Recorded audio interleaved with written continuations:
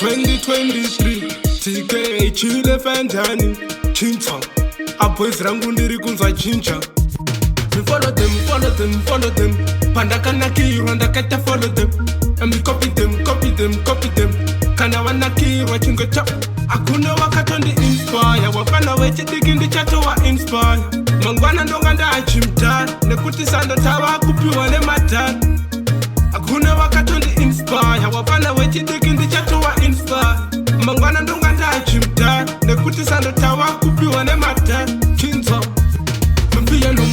Mfiano Ifi bomba klatiko Chalteka teko Usaiti sene mboko Panenyo tiziwa kuti paita mkoko Anzi toku bobonya toku tubita Daiwa isi nzisisa weka bolonja Legend never die Akanyepi matifena hola ininai Akuna wakatondi inspire Wapana wechi dikindi chato wa inspire Mangwana ndonga ndachimtani Nekuti sando tawa kupiwa ne matani Akuna wakatondi inspire Wapana wechidiki ndichato wa inspire Mangwana ndonga ndachimtani Nekuti sando tawa kupiwa ne matani Zinotangira pa wishi taiwisha Kana wingi chaya futi aiwisha Kana kalazi futi aiwisha Kana zakunakiza ununa wakutisa.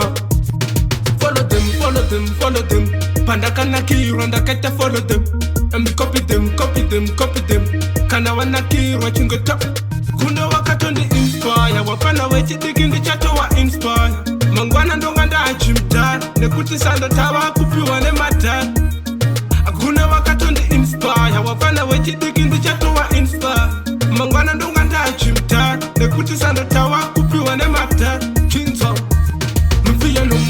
Mfiano Ifi bomba klatiko Chalteka teko Usaiti sene mboko Panenyo tiziwa kuti paita mkoko Anzi toku bobonya toku tubita Daiwa isi nzisisa weka bolonja Legend never die Akanyepi matifena hola ininai Akuna wakatondi inspire Wapana wechidiki ndichato wa inspire Mangwana ndonga ndachimtani Nekuti sando tawa